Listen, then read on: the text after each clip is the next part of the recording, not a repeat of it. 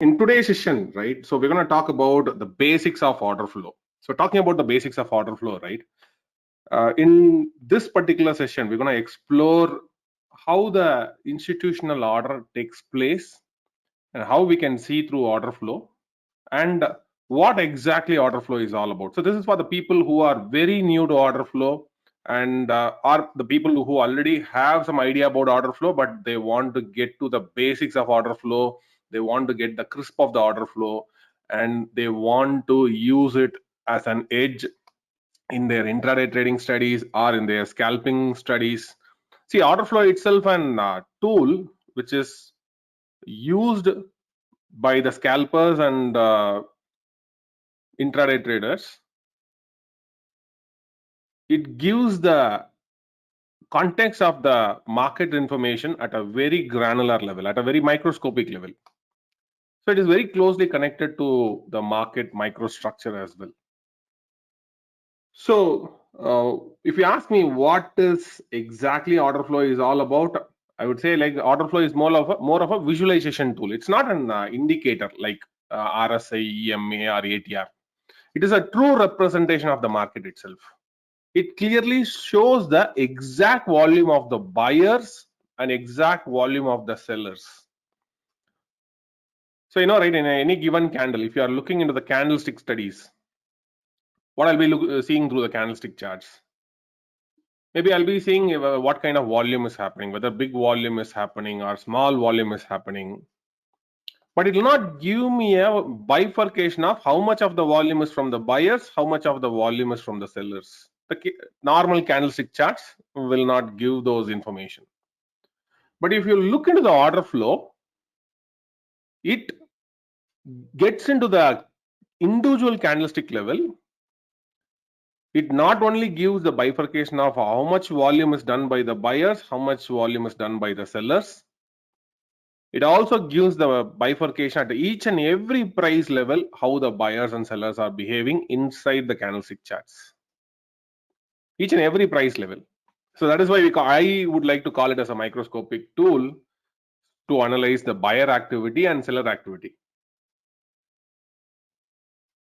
So usually the order flow tool will be looking something like this. We'll be having a candlestick charts.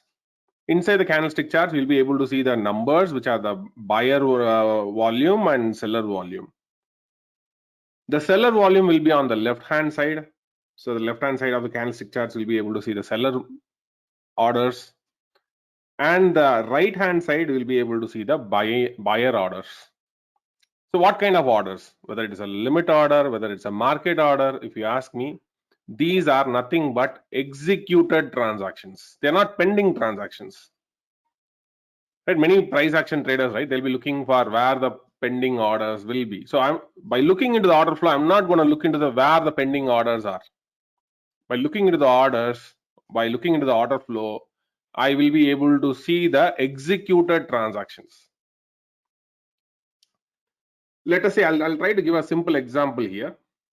So imagine I am trying to sell 4 lots of NIFTY, 4 lots of NIFTY futures at so and so price, right? So I'm just sending a sell market order, sell market order. So I'm sending a sell market order exactly 4 lots of NIFTY at this particular price. So I'll be selling it, but when I'm selling at that instant, I'll be buying from somebody, right? So who is that buyer? The buyer is more of a market order. The buyer is more of a market order. Sorry, the buyer is more of an limit order. Sorry. Now, always in the market side, a market order always engages with the limit order. Now, where this limit order will be stored in, so somewhere it should be placed, right? So this limit order will be stored in the order book, exchange order book. Exchange maintains a table called order book. So if I'm seeing a number 4 over here on the sell side, that means a buyer and seller are engaging in the transaction. But who is initiating the transaction here? The seller is initiating the transaction So who is initiating the transaction? They are considered as an active order. Active order or aggressive order. Who is placed in the order book? So order book is called as liquidity. Order book is called as what? It's called as liquidity, which means they are just pending orders. They cannot transaction, but they are only passive orders. They just sit idle in the order book waiting for somebody to get a fill over here. So they are more of a passive order. Passive order. So now I'm sure you know what is an aggressive order and what is a passive order. Aggressive order initiates the transaction. They have the capability to move the markets, but passive orders, they don't move the markets. They are just liquidity provider. They just sit in the system and they sit in the order book in that particular table, waiting for somebody to pick them up. So that is why it's called as a passive orders. So likewise, if you see this 72, there are like 72 buyers are there.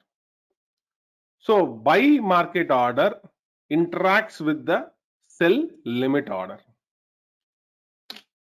I'm sure now you might get a fair idea what is what, right? So order flow itself a tool to visualize the market orders. Buy market order and sell market order means aggressive orders or active orders at each and every price level inside the candlestick charts. An order flow tool helps primarily intraday traders and scalpers. So buy market orders are always matched with the sell limit orders from the order book, and sell market orders are always matched with the buy limit orders from the order book. I showed you an example as well. Now, here are some of the order flow strategies which will be covered in our upcoming sessions.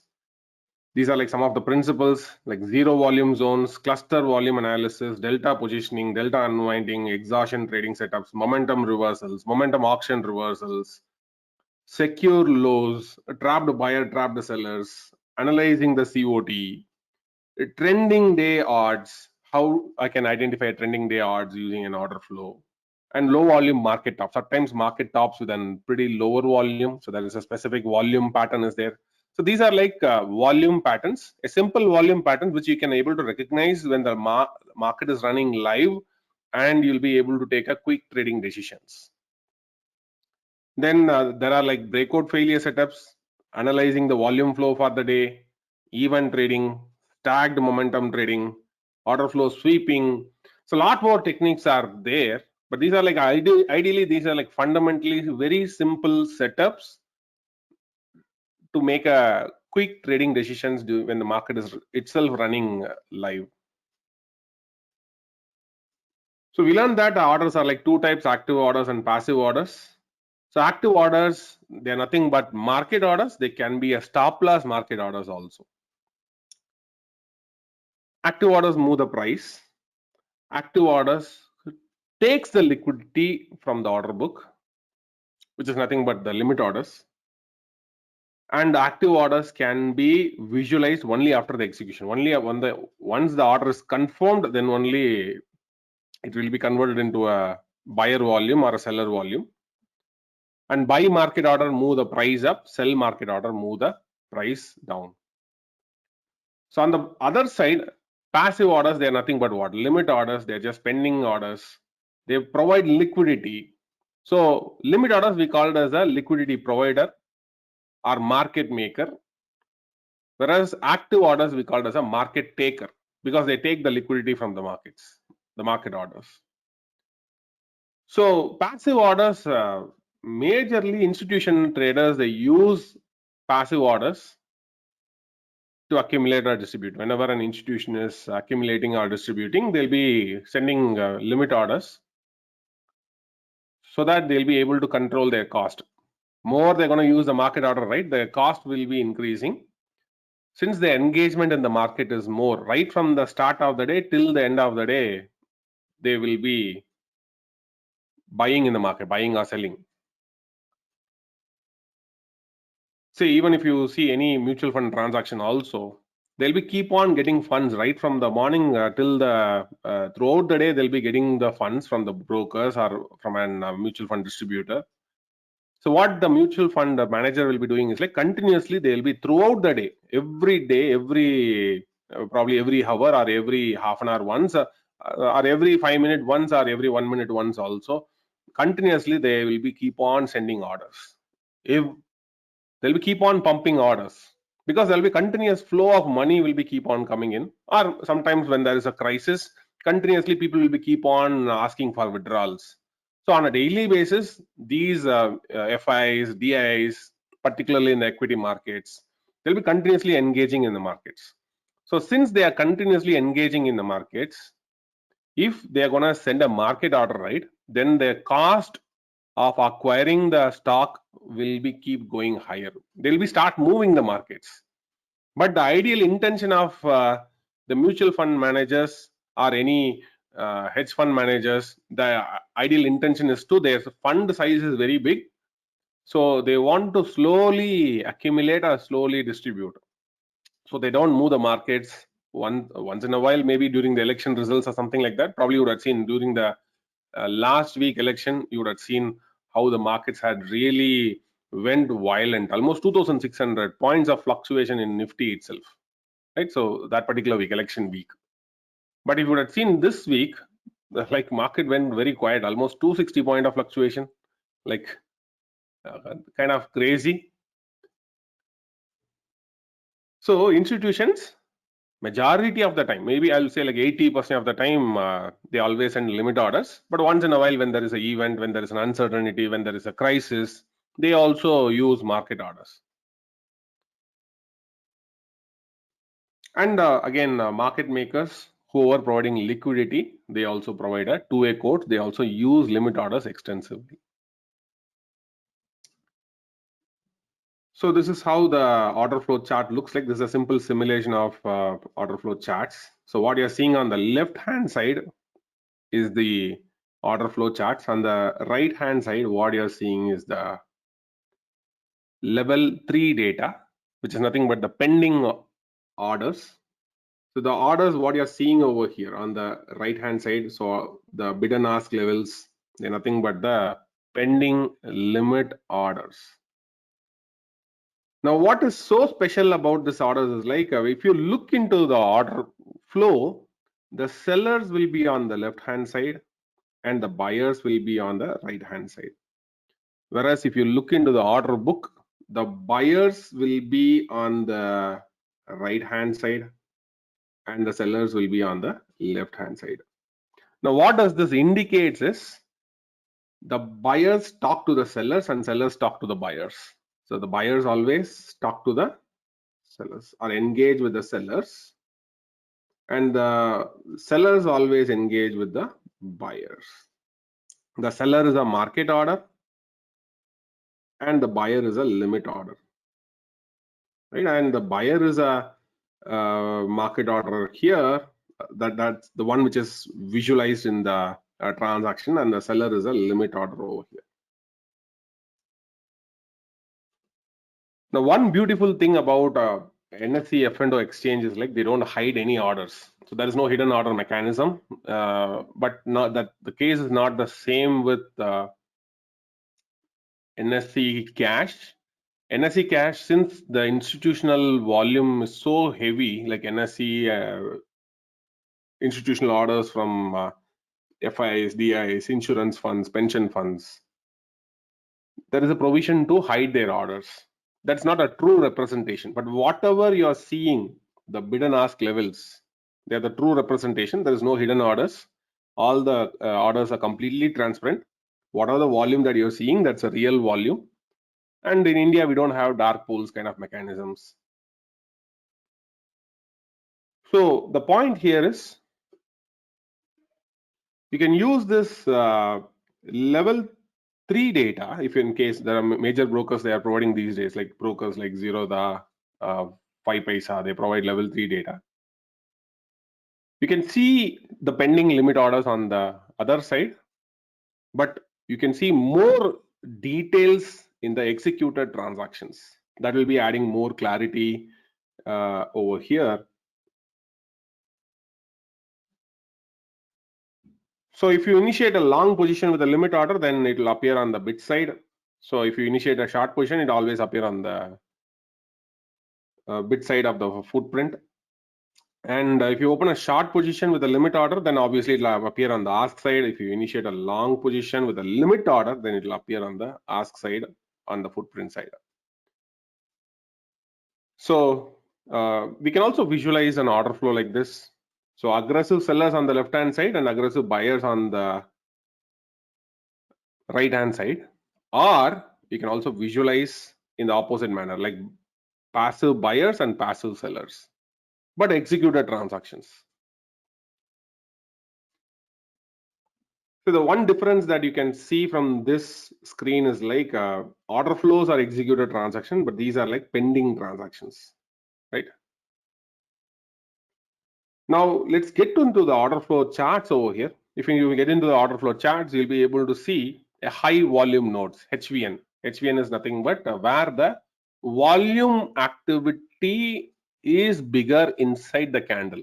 The buyers and the seller volume put together.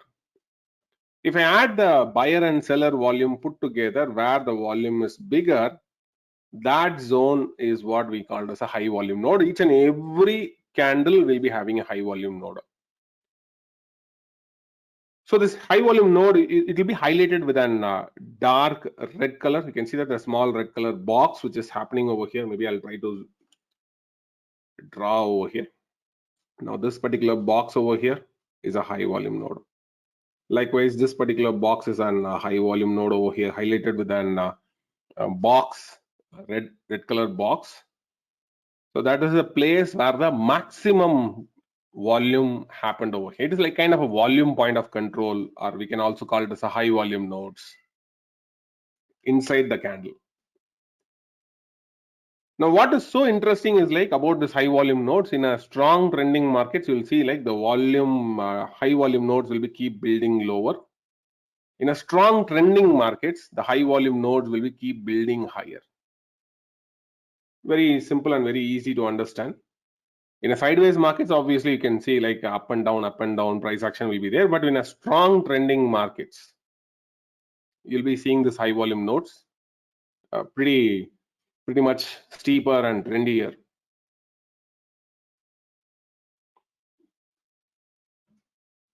And there is an important concept called delta. So delta is nothing but the total buyers minus total sellers. So which is nothing but who is controlling the particular candle. So the delta is a number, obviously. It could be a positive number, it could be a negative number. It can also be represented in a candlestick format also. Bigger the number, more aggressive the players are. So imagine if the delta equal to total buyers minus total sellers. If the numbers are so positive, that means buyers are in control in the markets. You can see that the delta candle itself having a big value over here. That means that particular value, the buyers are totally in control in the markets. Big buyers are coming in. Maybe more dominance from the buyers. Buyers are taking control of the markets. Whereas if you look into the negative delta says like the sellers are so aggressive in the market activity. So the sellers are getting more and more aggressive in this particular situation, right? The sellers are totally in control in the markets. That means maybe it could be an aggressiveness saying that the sellers are totally in control in that particular candle. There are a lot of order flow blocks you can witness. Bid and ask ladder, and then COT, and then contract reversal, volume profile of the there will be like volume profile for the day, which will be there on the extreme left hand side. Table trackers will be there. Delta candles will be there. So maybe I'll show you the order flow blocks. I'll take the charts of order flow. So here what you're watching here is the order flow charts of yesterday's price action. On the extreme left, you can see here your let me try to pull up and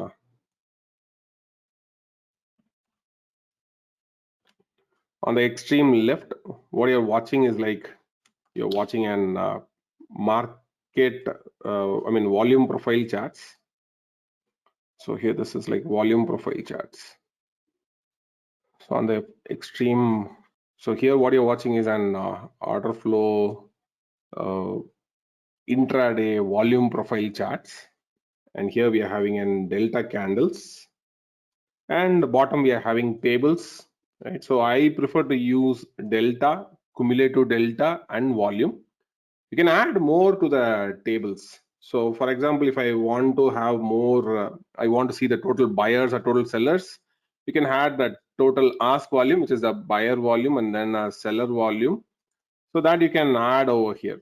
So bid volume and ask volume, you can clearly have it over here. Ask volume is nothing but the total market order volume, and bid volume is the total seller volume. So buyer and seller volume put together, I will be able to see it separately also, or combinedly also. You can see the total volume also 2241. Individually, you want to see that also, you can watch it in the candlestick charts. And we also have various modes also. So that is by default, you'll be seeing an bid and ask mode, right? So bid and ask mode is an mode by default. When you're applying order flow charts, you'll be getting the bid and ask mode.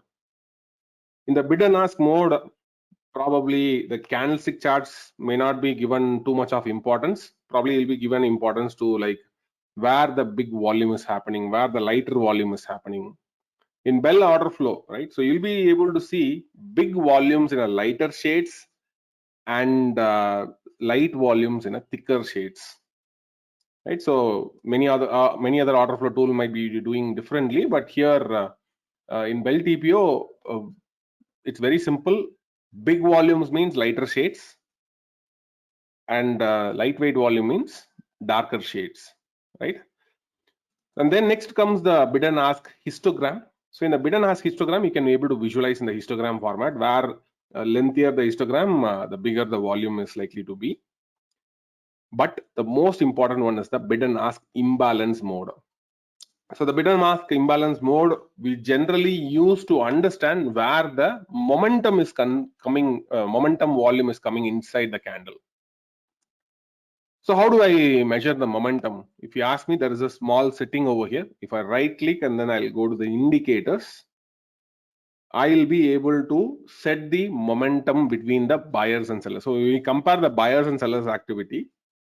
So I'll say, like, if I say 5 times momentum, that means compared to the buyer side, wherever the seller side is having 5 times volume, that volume I will be used or I'll be using as an I'll be using it as an darker shades.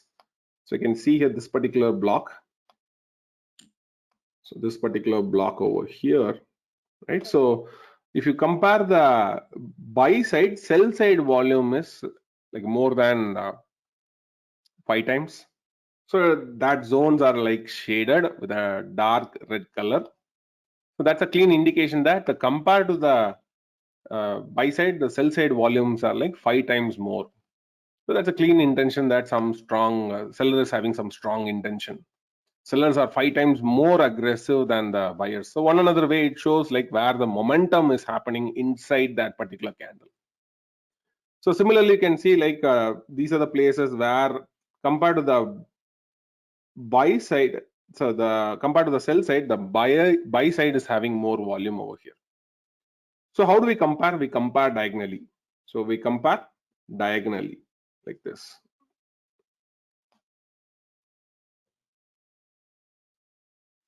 So why do we compare diagonally? The reason is like the bid and ask volume, the bid and ask price itself, they are not equal price. Let's say bid is like at 100, then ask will be like 100.5. So something like that. So since the bid and ask volume itself not at the same level, we don't compare side by side particularly when we are looking for an imbalance. There is no thumb rule over here, but this is an industry standard. People generally compare side by side diagonally.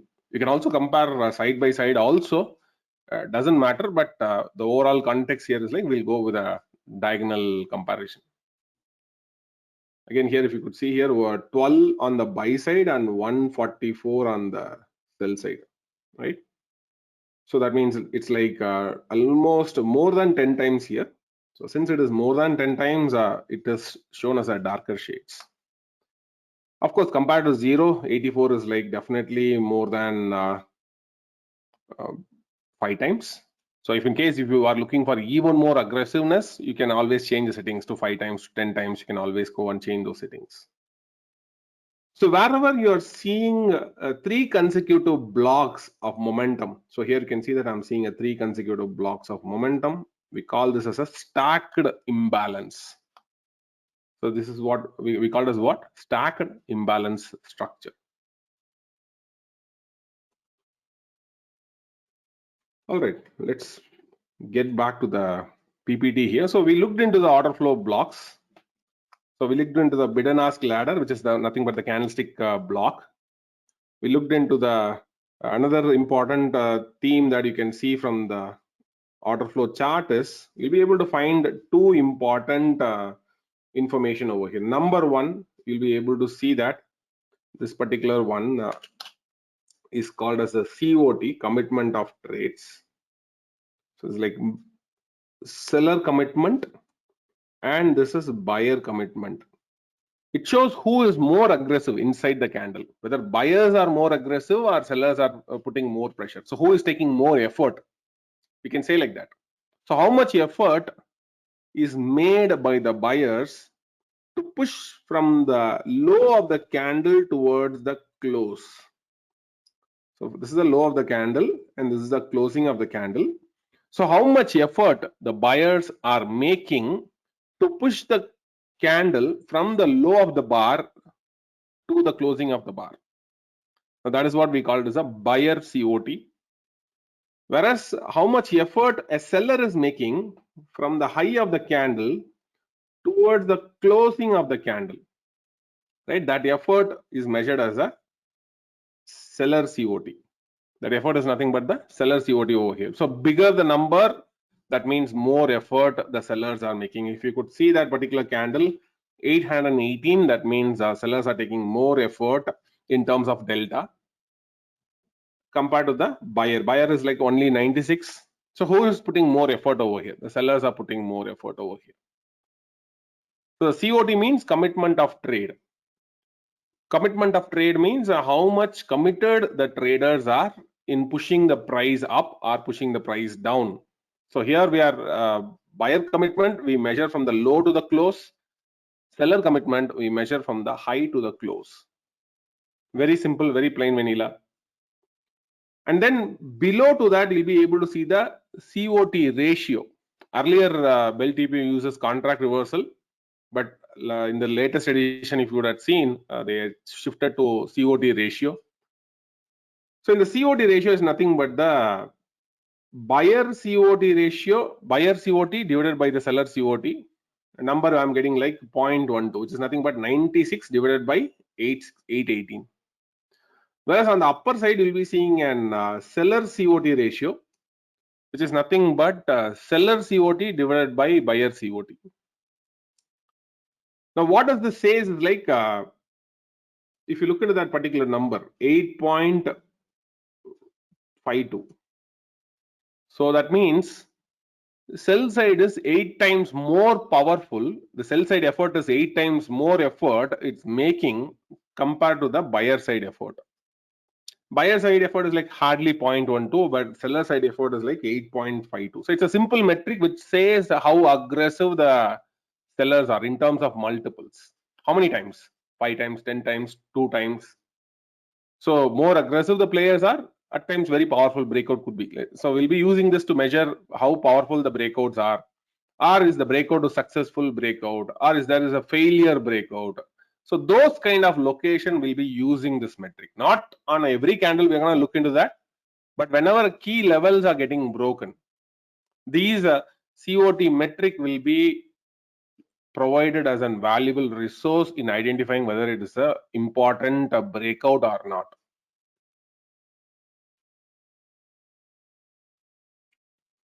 Sometimes we'll be able to use this to identify breakout failures also. There are a lot of techniques we use to identify breakout failure. The COT is another technique we use to identify whether it is a successful breakout or just a breakout failure.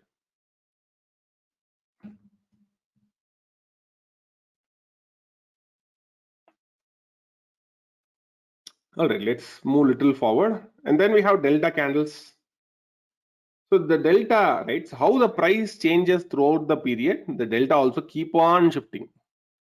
Let's say if the price actions keep moving higher, right? So what happens is like the delta also will be having an open. The delta also keeps moving to the lows, come back to the highs, and then got settled down.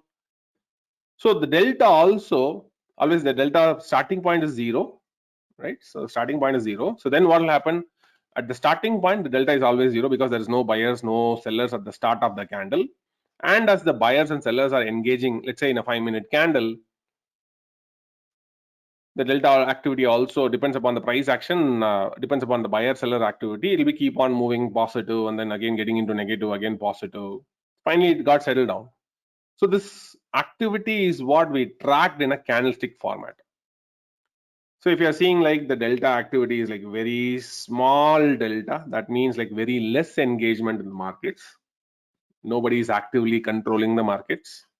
If you are seeing such a big delta over here, that means some huge volumes would have been got transacted, or overall a good flow of volume would have been transacted. So if you could see here, there are big volumes on the buy side over here, 2255, 1922. Now, what is so important here is the numbers, whatever you are seeing over here, are in lot size. So maybe other tools, if you would have seen, they will be mostly showing in the total share volume. Let me show you what is the difference here. So generally, right, majority of the trading tools available outside there, they'll be showing the volumes not in lot size. So they'll be totally showing in something like this, total number of shares. Or some tools will be providing like divided by 100 or divided by 1000. So the numbers will be looking like this. So huge numbers, very difficult to read, not a readable number. I'll not be able to make out of that. Right. So which is big volume, which is smaller volume, because the numbers are in 5 digits, 6 digits sometimes. Very difficult to read. So what we do here is, or what I prefer to do is like I change this lot size. I divide this entire volume from shares to lot size by dividing by the lot size number. For Nifty, the lot size number is 25. So I divided by 25 over here. Now the numbers become very much readable. I'll be able to quantify whether it's a small volume, whether it is a big volume or not. So by looking itself, I'll be able to say like, hey, this number double two, double five. So some big buyers got traded over here. Some big buyers came in over here.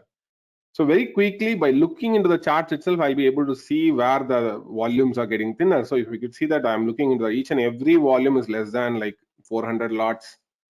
So this is like kind of very thin volume. So I'll be able to identify very clearly where the thin volumes are, where the thicker volumes are. Very easy to identify, right? Nothing much complex. So that is one of the reason I prefer always to use the lot size. Or even if you are using in equity markets, you can consider dividing by 1000 or something like that. For example, let's say you want to open something like an some Reliance chart or something like that. It's very difficult to read the volumes by looking into the direct numbers alone. So you can divide by 100 or you can divide by 1000, and you can look into the smaller numbers. Very easily you'll be able to quantify. So these numbers here are in lot size.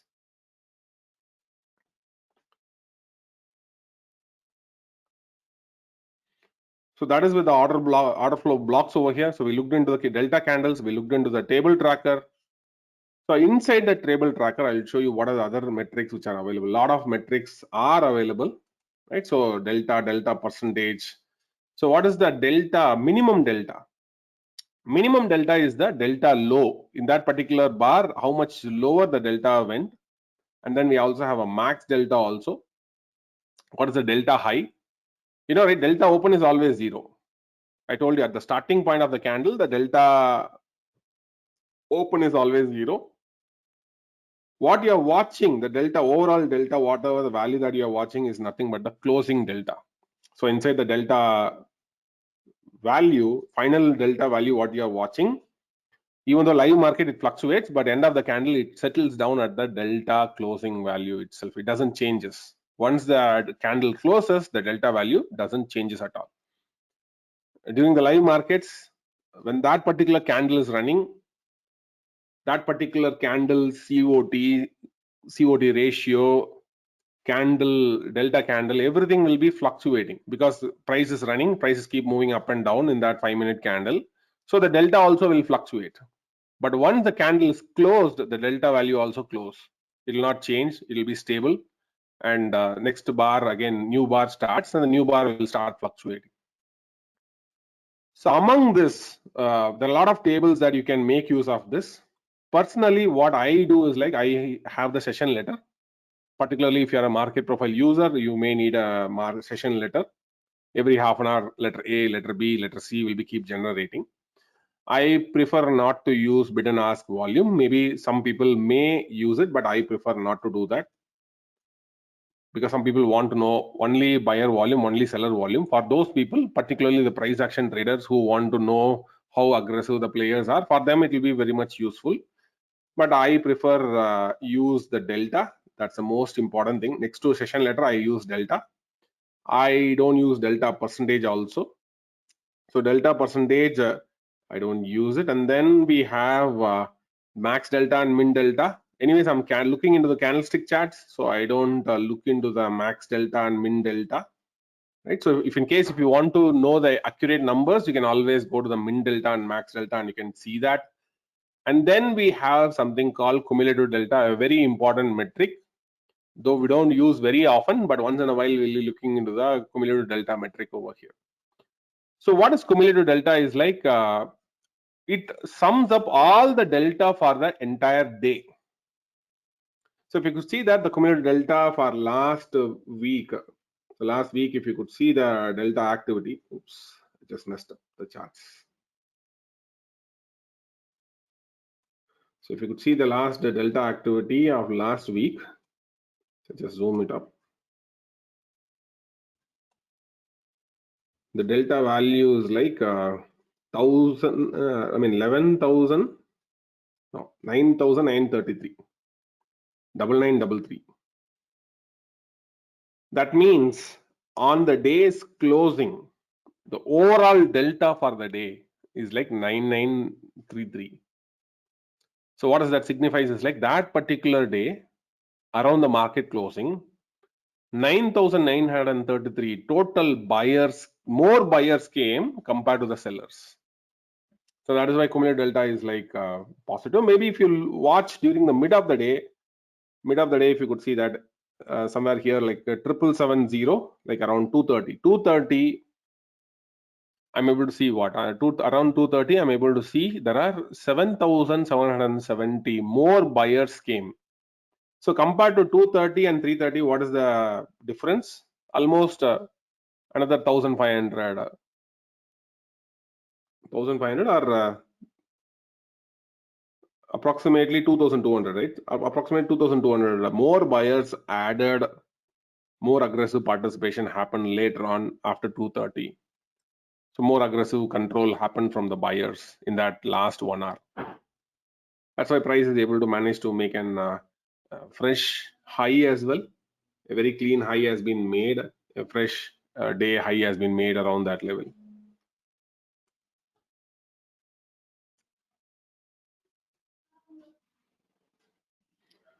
So we also seen different modes of order flow also. I'll also show you the different modes of order flow. So we already seen the different modes of order flow, like bid and ask method we had seen, bid and histogram method we had seen, bid and ask imbalance method also we had seen. There is also a delta mode as well. This is called delta at price. how we are able to see the buyer and seller activity at each and every price level, we'll be able to see the delta activity at each and every price level as well. So each and every price level, if I'm taken buyer minus sellers at each and every price level, I'll be able to see the delta at price. Now this candle is called as a delta at price, DAP, D-A-P. Now how this is more powerful is like inside a candle you'll be able to see like where the buyers are getting more aggressive independently, where they are getting more aggressive overall. So delta shows what is the overall activity of the candle. Inside the delta, at each and every price level, I'm seeing the delta here. So I'm seeing where the buyers are getting more and more aggressive, right? Where the individual buyers are getting more and more aggressive, I'll be able to see at a particular block level, I'll be able to see over here.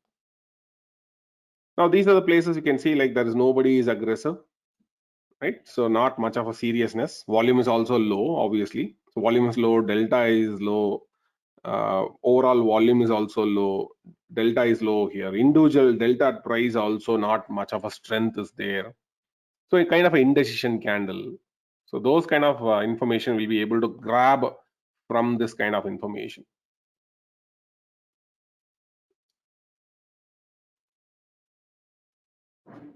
And then let's say there is again delta percentage is there. So where the delta percentage is maximum, we'll be able to see like almost 100. Where the delta activity is like minimal, we'll be able to see like 0. This is in terms of percentage, which personally I prefer. I don't use this. And then delta shaded volume. So coming to the delta shaded volume, we'll be able to see that delta in the form of actually the volume in the form of delta shades. So where the delta is more, you will be seeing in lighter shades again. Where the delta is negative, you'll be seeing a darker shades over here, right? So, but you'll be seeing the overall volume activity, but the color shading is done by the delta.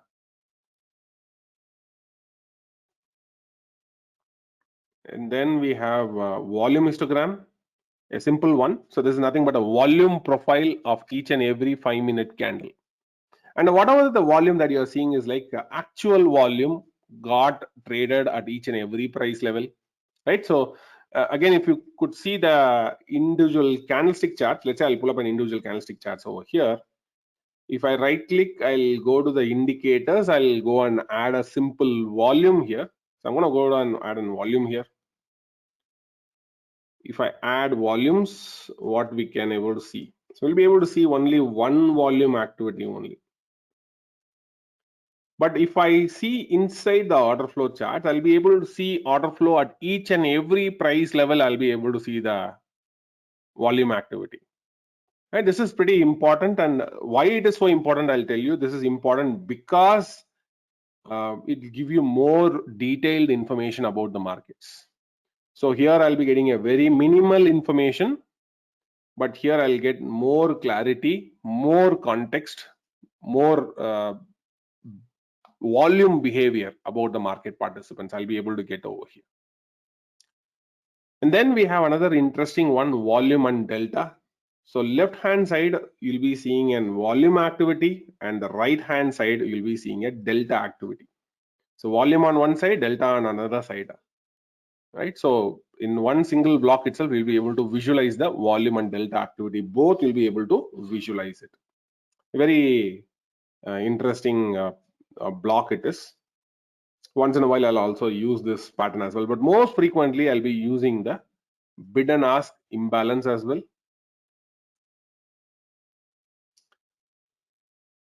So order flow summary table, we had seen that. And then intraday volume profile. So on the extreme left hand side, the volume profile, what you're seeing, that's the overall volume profile summary for the day, right? So where you'll be able to see the volume point of control, where it is, where the high volume node, where the low volume node for the day it is. Next day, again, the day will be resetted. For that particular day, you'll be start seeing the volume profile. So it's more of a developing volume profile, I would say that. And then we'll also able to see volume clusters as well. So volume cluster is something like where a huge volume, density of volume is happening. So that particular block, If it is having a huge volume cluster density, then we call it as a volume cluster.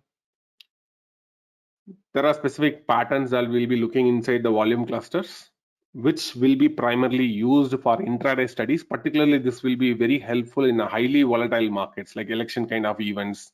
So those kind of days when you are seeing a volume cluster, and sometimes we'll be looking for a volume cluster breakdown, and sometimes we'll be using volume cluster as a defensive zones. Right, so volume cluster plays a very crucial zone, crucial concept from an intraday perspective. So then we have different types of data.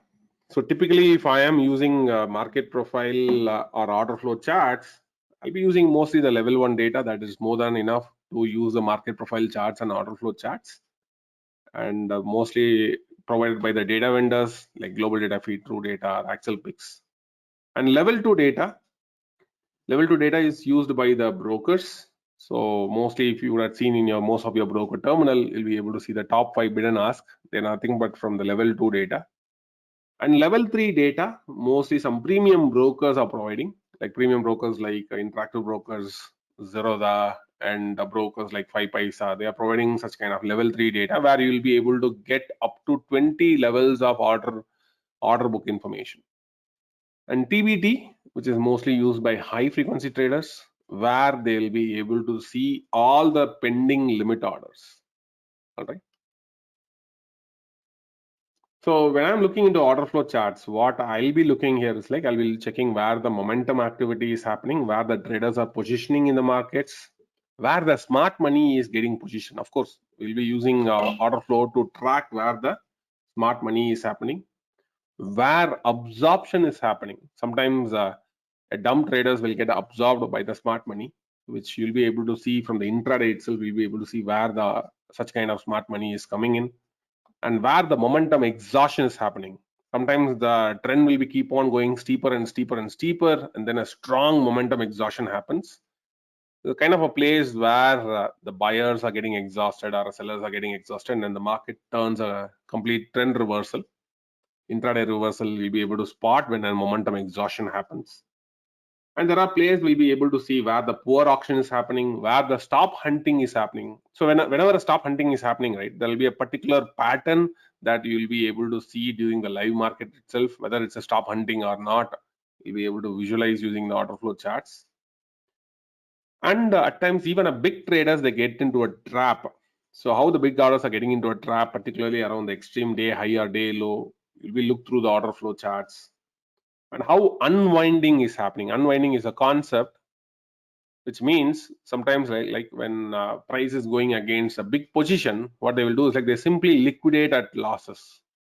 When they are liquidating at losses, it gets even more powerful. A steep crash, a steep intraday crash, a steep intraday spike is what we'll be able to see when unwinding is happening, unwinding of the old positions.